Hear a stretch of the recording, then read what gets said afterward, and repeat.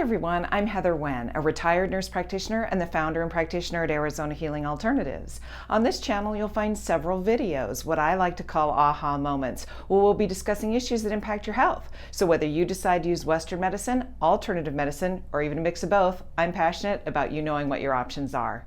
For today's aha moment, we're going to be talking about fun with dreams. And so with dreams, it's not going to be an in-depth thing about dreams, but we're going to talk a little bit about what we know about dreams and what we don't know about dreams. And then I'm going to show you a fun and easy trick that you can do with your dreams and see what happens for you. So stay tuned.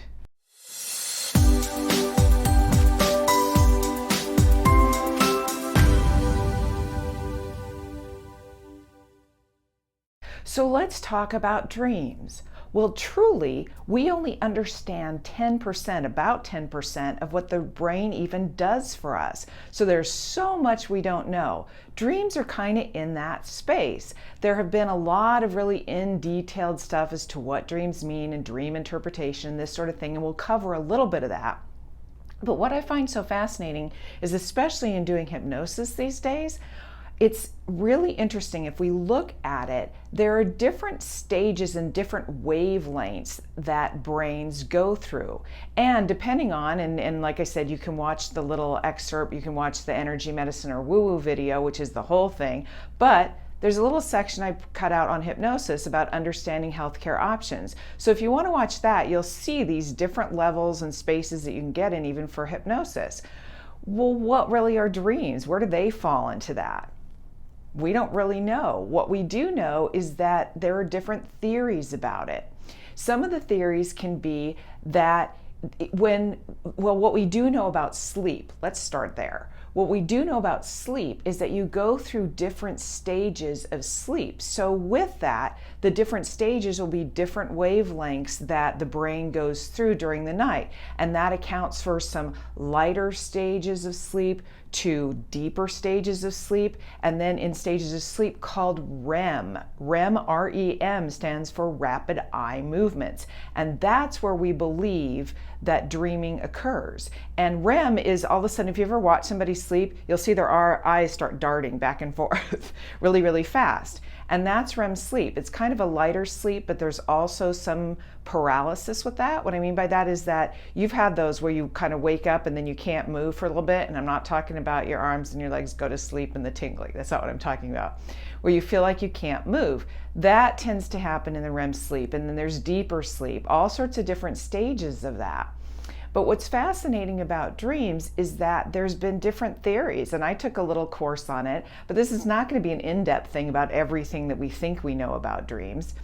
People talk about dreams as being like a different level of consciousness.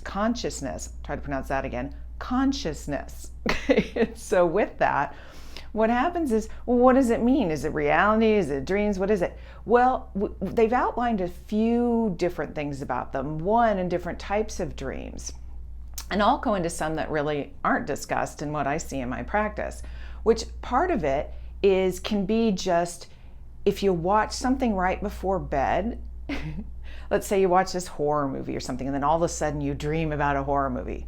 Okay, well, what's fascinating about that is sometimes we believe that's related to processing what you've just seen. So the brain is still working and is still active. That's what's so interesting, is the brain doesn't ever shut off. Okay, so, well, we hope not, but the brain doesn't even shut off. And so when that happens, it could be that you're processing your day or stresses in your day. And we know that there's different types of dreams when it comes to nightmares and post-traumatic stress stuff, things like that.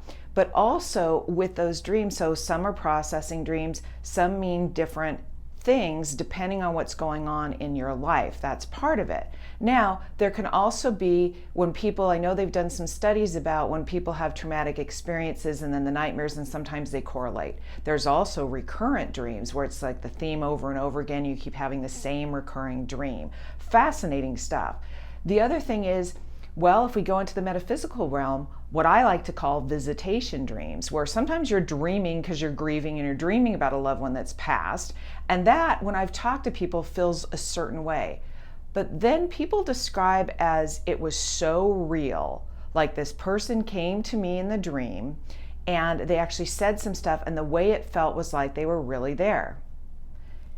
Is somebody passing a message from the heavens, whatever you want to talk about, or whatever your belief systems are? Well, only you can answer that, but I've seen it happen, and it can be quite profound. Well, so even though there's different causes and there's different reasons for dreams, and most of which we really don't understand, here is a fun and easy little technique that you can try that basically play around with it and see what happens, and I'll tell you my experience with it. When I was working with my wonderful practitioner, Dr. Judith Larkin-Reno, who you've all heard me talk about, she covered a little course in dreams and dream interpretation. So sometimes for my patients, I'll take a stab at it, although I'm certainly not in psychoanalysis or a psychiatrist or anything like that. But it's interesting. There's certain different themes in dreams. Like we know, like we talked about the post-traumatic stress and grieving and things like that. But there can also be different representations of things, such as there can be, we know with flying dreams sometimes can be success stuff, but it can also be sexual in nature. There can be things like that in regards to flying. We know that water, a representation of water in dreams, depending on what the water is, we're not just talking about swimming and having fun, but a tidal wave or a natural disaster or lots of water in the dream can oftentimes mean that person is overwhelmed, which is very, very interesting. And then there's multiple little parts and things like that that I help people with that it can mean different things. So now let's go into a really fun, interesting exercise that you can do on your own. It's a fun little technique that Dr. Reno taught me. And it's really, really interesting to me because what you do is, let's go through kind of the rules in a dream. The rules in a dream are you need to be the winner. You need to be the one on top. You need to be the one that succeeds and everything goes your way in a dream. That's the first thing. Second thing is, with that in mind, is if you're in a car, you need to be the driver because a car represents your MO, how you get around in the world, and you need to be in control of that. So you need to be the one in the driver's seat. And everything has to come out your way. Well, what does that mean? We need to identify who's your friend in the dream and who's your enemy in the dream. Okay, well, what defines that? Well, a friend is anyone in a dream that you feel good about, that they make you feel good, it's wonderful, you get a great feeling from. An enemy doesn't have to be someone who kills you or chases you around in a dream, but an enemy is somebody, even if they look at you kind of sideways, that's an enemy, because does that make you feel good about yourself? Absolutely not.